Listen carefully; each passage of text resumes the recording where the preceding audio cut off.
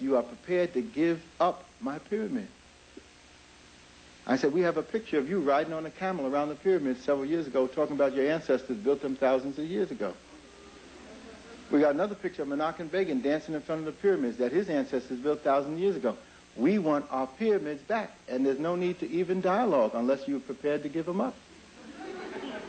So you have to operate from some strength. If you operate from weakness, doubt, and you don't know what you're doing, there's no need to be in the ballpark.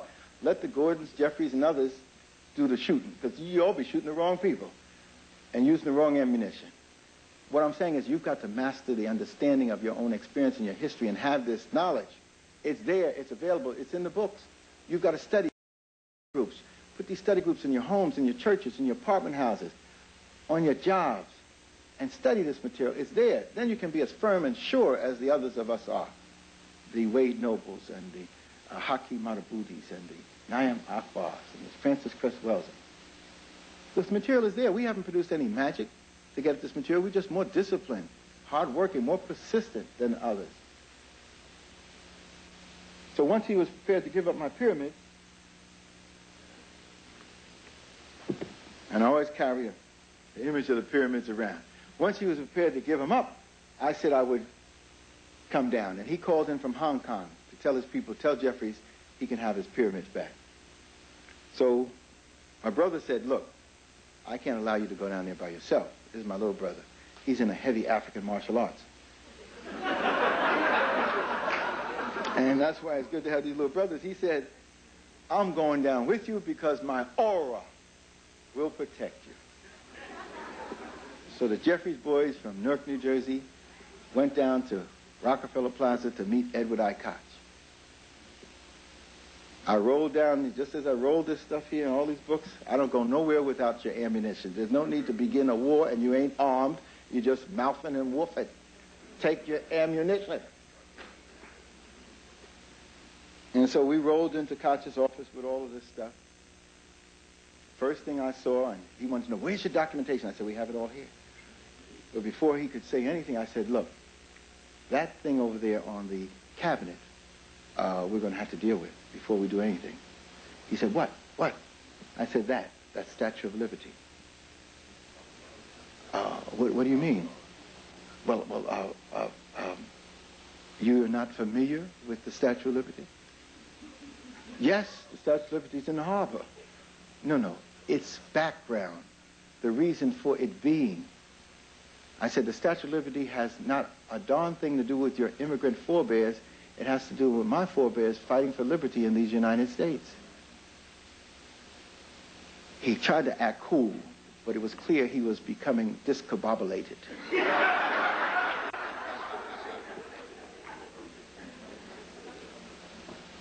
When I showed him some of the documentation, he knew he was in a war for control of the mind, and so he left and said, I'll be back. And he brought in his Dr. Clark, Attorney Wolf, and sat him in the room. So here it was, my brother and I, the Jeffries boys, with Attorneys Wolf and Koch.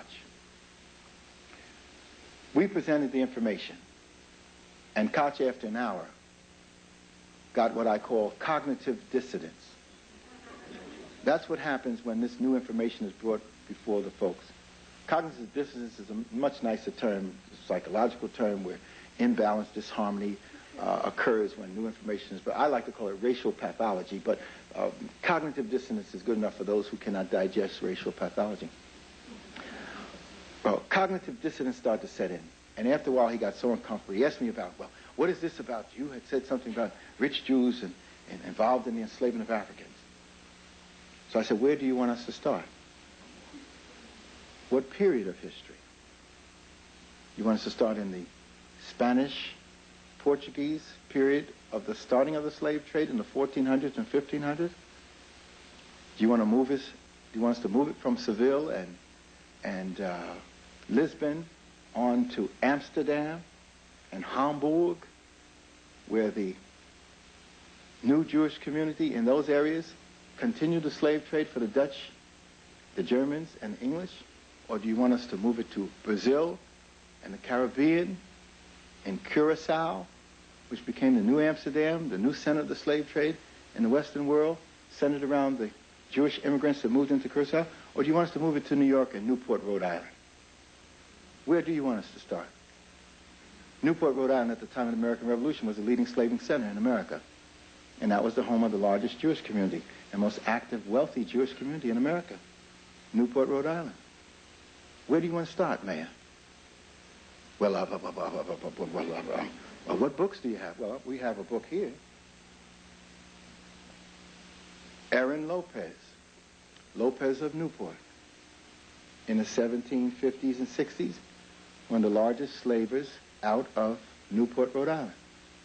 A community that had a number of outstanding wealthy Jews who not only controlled a couple hundred of the slave ships, Aaron Lopez himself controlling a couple of dozen, but they controlled most, if not all, of the 30 distilleries that processed molasses from the Caribbean into rum to be sold to the Native Americans as firewater and to be sold to Africa for enslaved Africans.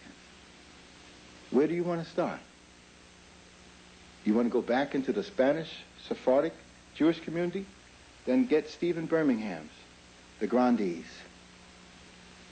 The Grandees, the Jewish rich that supported the Spanish throne and helped lay the foundation for the enslavement in the 1400s and 1500s. Even after the Jewish community was persecuted in Spain with the Inquisition in 1492, many of them that converted to Christianity stayed in Spain and helped the Spanish king and queen, who was anti-Semitic, Queen Isabella, helped her maintain the slave system against the Africans and Native Americans. Where do you want to start? Do you want to go to Amsterdam and get a book by Jonathan Israel on European Jewry in the age of mercantilism, 1550 to 1750? And there's a picture of the Amsterdam synagogue, which was the center of slave trading for the Dutch. Amsterdam became the leading port in this period of time for slavery. And it was around this synagogue that the slaving system was established. Now, we're not talking about most Jews. Most Jews were being beat up and down Europe and persecuted for being Jewish. We're talking about rich Jews, and we specifically make that distinction. We're not talking about white folks in general when we talk about oppression. We're talking about the wealthy white folks, the powerful white folks that make the decisions. So let's make some decisions, some clarity when we're talking about these things. But the documentation is there. We are now preparing the 10 volumes dealing with the Jewish relationship with the black community in reference to slavery, so we can put it in the school system. So there'll be no question about Miss Daisy, Arthur Schlesinger. Schlesinger in his book said, Dr. Jeffries said something about the Jews involved in enslavement, and then he just leaves it there. I asked this man who called me from California, I said, what is the reference that he cites? The New York Times. I said, that's not a reference to cite. Well, they quote you being quoted from some other newspaper. I said that the original quote was not correct, and so anything else after that is not correct. Why didn't he contact me and find out what it is that we're saying? Everybody was involved in the enslavement of Africans. But if you want to deal with slavery, let's deal with it, and I'm going to lay this down. That's why we're being attacked. You see, if they had just let us put a few black folks in the curriculum and been satisfied with that, then there would be no problem, and we would have been satisfied. But they didn't want us to do that. So our intellectual abilities and capacities and our sacred mission has pushed us into serious study and analysis. No one has studied more than myself in the last couple of years and the people around me. Producing documents, position papers, Dr. Carruthers, Dr. Asante, Dr. Hilliard, Dr. Shashi McIntyre, my wife. We have been in a heavy study, and what has been revealed is a mind-boggling process. We will have the 10 major books relating to the Jewish community, the wealthy Jewish community, and enslaved. In Spain, they were the Grandees, managing the money of the Spanish throne. In Germany, in the 16 and 1700s, they were the court Jews, managing the political and economic apparatus of Europe, the Habsburg Empire, the German states, etc.